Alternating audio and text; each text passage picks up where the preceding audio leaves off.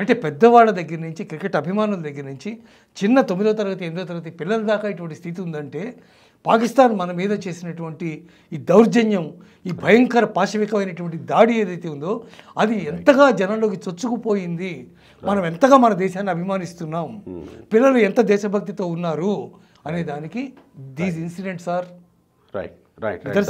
That captain Suryakumar Yadav ఇది నా దేశానికి చనిపోయిన వీళ్ళకి అంకితం చేస్తున్న విజయాన్ని అని ప్రకటించడం కూడా మరొక పాజిటివ్. ఎగ్జాక్ట్లీ ఇన్వైటింగ్ మేము మా దేశం తరఫున ఉన్నాం, మా ప్రజల తరఫున ఉన్నాం, అసూలు బాసినటువంటి మా సోదరుల తరఫున ఉన్నాం మేము అని చెప్పడం వాళ్ళ యొక్క ప్రధానమైనటువంటి ఉద్దేశం. కానీ లాంగ్ స్టాండింగ్లో ఉండేటటువంటి అనేక రకాల ఇష్యూస్ దృష్టి పెట్టుకుని గవర్నమెంట్ ఏదైతే ఆడడానికి అబ్జెక్షన్ చేయలేదో, ఇక్కడ మనం పర్మిషన్ ఇచ్చింది అనకూడదు, అబ్జెక్షన్ చేయలేదు ఆడడానికి, దాన్ని దృష్టిలో పెట్టుకుని ఇండియన్ టీమ్ ఈజ్ బిహేవింగ్.